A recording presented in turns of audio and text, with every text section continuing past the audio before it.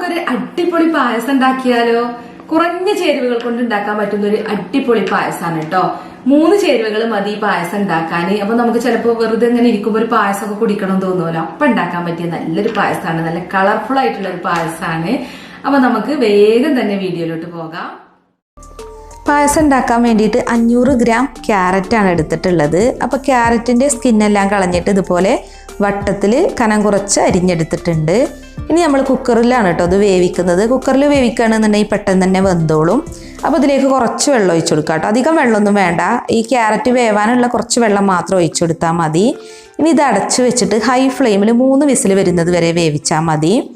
എന്നിട്ട് പ്രഷർ കുക്കറിലെ ആവിയെല്ലാം പോയതിന് ശേഷം ഒന്ന് ഓപ്പൺ ചെയ്താൽ മതി. കണ്ടോ, ഇതിലെ ആവിയെല്ലാം ഇപ്പോൾ പോയിട്ടുണ്ട്. അപ്പം ഇനി നമുക്കിതൊന്ന് തുറന്ന് നോക്കാം. ക്യാരറ്റൊക്കെ നല്ല പോലെ വെന്തിട്ടുണ്ട് കേട്ടോ. അപ്പോൾ നല്ല പോലെ വേവണം. ക്യാരറ്റിൻ്റെ പച്ചച്ചുവയൊക്കെ മാറിയിട്ട് നമ്മളിങ്ങനെ തൊട്ട് കഴിഞ്ഞാൽ ഉടയുന്നൊരു പരിവാവുന്നത് വരെയാണ് വേവിക്കേണ്ടത്. ഇപ്പോൾ ക്യാരറ്റ് നല്ല പോലെ തണുത്തിട്ടുണ്ട്. ഇപ്പോൾ കണ്ടോ, കൈ കൊണ്ട് ഇങ്ങനെ ഉടച്ച് നോക്കിയാൽ ഉടയുന്നുണ്ട്. അപ്പോൾ ഇനി നമ്മൾക്ക് ഇതൊന്ന് അരച്ചെടുക്കണം. അപ്പോൾ അതിന് വേണ്ടിയിട്ട് മിക്സിയുടെ ജാറിലേക്ക് ഈ വേവിച്ച് വെച്ചിട്ടുള്ള ക്യാരറ്റ് ഇട്ട് കൊടുക്കാം. പിന്നെ ഇത് അരക്കാൻ വേണ്ടിയിട്ട് നമ്മൾ ക്യാരറ്റ് വേവിച്ച വെള്ളം തന്നെയാണ് കേട്ടോ ഒഴിച്ചു കൊടുക്കുന്നത്.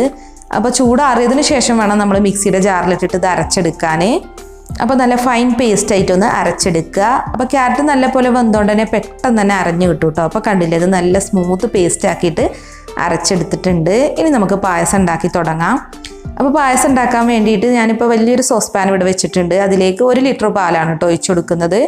അപ്പോൾ 1 ലിറ്റർ പാലും ഒരു 1/2 കിലോ ക്യാരറ്റും ഉണ്ടെന്നുണ്ടെങ്കിൽ നമുക്ക് പെട്ടെന്ന് ഉണ്ടാക്കാൻ പറ്റുന്നൊരു പായസമാണിത്.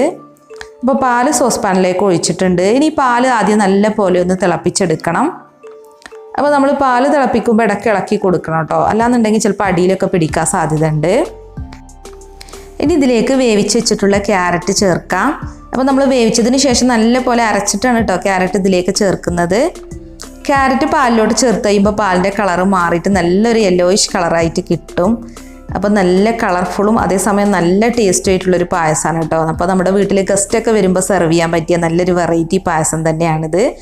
പെട്ടെന്ന് തന്നെ ഉണ്ടാക്കും ചെയ്യാം. പിന്നെ അധിക ചേരുവകളൊന്നും ഇല്ലല്ലോ. അപ്പോൾ കണ്ടില്ലേ, നല്ലൊരു യെല്ലോ കളറാണ് ഇപ്പോൾ വന്നിട്ടുള്ളത്. ക്യാരറ്റ് ചേർത്തിട്ട് ഇപ്പം പാല് നന്നായിട്ട് തിളച്ച് വന്നിട്ടുണ്ട്. ഇനി ഇതിലേക്ക് മധുരത്തിന് ആവശ്യമായിട്ടുള്ള പഞ്ചസാര ഇട്ട് കൊടുക്കുക. ഞാനിപ്പോൾ 3/4 കപ്പാണ് ചേർക്കുന്നത്. അപ്പോൾ 3/4 കപ്പ് പഞ്ചസാര ചേർത്താൽ നല്ല മധുരം ഉണ്ടാവും. ഇനിയിപ്പോൾ ഇത്ര നല്ല മധുരം വേണ്ടാന്നുണ്ടെങ്കിൽ ഒരു 1/2 കപ്പൊക്കെ ചേർത്താൽ മതി കേട്ടോ. അപ്പോൾ പഞ്ചസാര ചേർത്തിട്ട് നന്നായിട്ടൊന്ന് ഇളക്കിയെടുക്കുക. ഇനി നമ്മളൊരു ലോ ടു മീഡിയം ഫ്ലെയിമിലിട്ട് ഇത് 10 മിനിറ്റ് ഒന്ന് തിളപ്പിക്കണം. അപ്പോൾ 10 മിനിറ്റ് കഴിഞ്ഞിട്ടുണ്ട്. നമ്മുടെ പായസം നന്നായി തിളച്ച് അത്യാവശ്യം കുറുകി വന്നിട്ടുണ്ട്. പിന്നെ ക്യാരറ്റ് പായസം നല്ല കുറുകിയൊന്നും ഇരിക്കില്ല കേട്ടോ. ഇനിയിപ്പോൾ നല്ല കുറുകിയ ക്യാരറ്റ് പായസമാണ് വേണ്ടതെങ്കിൽ ഒരു 1/4 കപ്പ് സേമിയോ അല്ലെങ്കിൽ 1/4 കപ്പ് ചവ്വരിയൊക്കെ വേവിച്ചിട്ട് ഇതിലോട്ട് ചേർത്താൽ മതി. അപ്പോൾ നല്ല കുറുകിയ പായസമായിട്ട് കിട്ടും. ഇനി ഇതിലേക്ക് 1 ടീസ്പൂൺ ഏലക്കാപ്പൊടി ചേർക്കുന്നുണ്ട്. പിന്നെ ഒരു പിഞ്ച് ഉപ്പും കൂടെ ചേർക്കുക കേട്ടോ, നമ്മുടെ പായസത്തിൻ്റെ ടേസ്റ്റ് ഒന്ന് അഡ്ജസ്റ്റ് ചെയ്യാൻ വേണ്ടിയിട്ട്.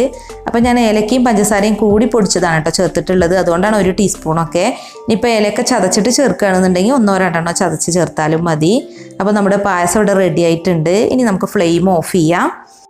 അപ്പോൾ ഇനി പായസം ഗാർണിഷ് ചെയ്യാൻ വേണ്ടിയിട്ട് ഒരു പാൻ ചൂടാക്കിയിട്ടുണ്ട്. അതിലോട്ട് 2 ടേബിൾ സ്പൂൺ നെയ്യ് ചേർക്കാം. നെയ്യൊന്ന് മെൽറ്റ് ആയതിനു ശേഷം നമുക്കിതിലേക്ക് അണ്ടിപ്പരിപ്പ് ഇട്ട് കൊടുക്കാം കേട്ടോ. അണ്ടിപ്പരിപ്പ് ഞാനിപ്പോൾ 1 പിടി അണ്ടിപ്പരിപ്പാണ് എടുത്തിട്ടുള്ളത്. അതിന് പ്രത്യേകിച്ച് അളവൊന്നുമില്ല, നമ്മുടെ ഇഷ്ടത്തിനനുസരിച്ച് ഇട്ട് കൊടുത്താൽ മതി. അണ്ടിപ്പരിപ്പൊന്ന് ചൂടാക്കിയതിന് ശേഷം ഇതിലേക്ക് 2 പിടി ഉണക്കമുന്തിരിയാണ് ഇട്ട് കൊടുക്കുന്നത്. ഉണക്കമുന്തിരിക്കും അങ്ങനെ പ്രത്യേകിച്ച് അളവൊന്നുമില്ല കേട്ടോ, നമുക്ക് ഇഷ്ടത്തിനനുസരിച്ച് എടുത്താൽ മതി. അപ്പോൾ ഇത് നല്ല പോലെ ഒന്ന് വറുത്തെടുക്കുക. അപ്പോൾ മുന്തിരി അണ്ടിപ്പരിപ്പൊക്കെ നന്നായിട്ട് റോസ്റ്റ് ആയിട്ടുണ്ട്. ഇനി നമുക്കിത് പായസത്തിലോട്ട് ചേർത്ത് കൊടുക്കാം. അപ്പോൾ ക്യാരറ്റ് പായസം ഇവിടെ റെഡി ആയിട്ടുണ്ട്. അപ്പോൾ നിങ്ങളുടെ കയ്യിൽ ക്യാരറ്റ് ഉണ്ട് എന്നുണ്ടെങ്കിൽ ഒന്ന് ട്രൈ ചെയ്ത് നോക്കുക. നല്ല സൂപ്പർ ടേസ്റ്റുള്ള കളർഫുൾ പായസമാണ്. അപ്പോൾ നമ്മുടെ ക്യാരറ്റ് പായസം ഇവിടെ റെഡി ആയിട്ടുണ്ട്. ഇതൊന്ന് തണുക്കണം കേട്ടോ, അല്ലെങ്കിൽ ഇളം ചൂടോട് കൂടിയൊക്കെ കുടിക്കാണ് ടേസ്റ്റി. അപ്പോൾ ഇത് തണുക്കാൻ വേണ്ടിയിട്ട് ഞാൻ മാറ്റി വെക്കാണ്. തണുത്തതിന് ശേഷം നമുക്ക് ഇവിടെ കുട്ടികളോടൊക്കെ ചോദിച്ചു നോക്കാം എങ്ങനെയുണ്ട് ക്യാരറ്റ് പായസം എന്ന്. അപ്പൊ നമ്മുടെ പായസം ഇപ്പൊ നല്ല പോലെ തണുത്തിട്ടുണ്ട്. അപ്പൊ ഋഷുവിന് കൊടുത്തു നോക്കാം കേട്ടോ, ഋഷുവിന്റെ അഭിപ്രായം നോക്കാം. ഋഷു ഇതൊക്കെ ചൂടാറിയിക്കണ് കുടിച്ചോട്ടോ. ബിസ്മിയല്ലേ കുടിച്ചോട്ടോ. അവിടെ ഇരുന്നോ, അച്ഛൻ്റെ അടുത്തിരുന്നോ.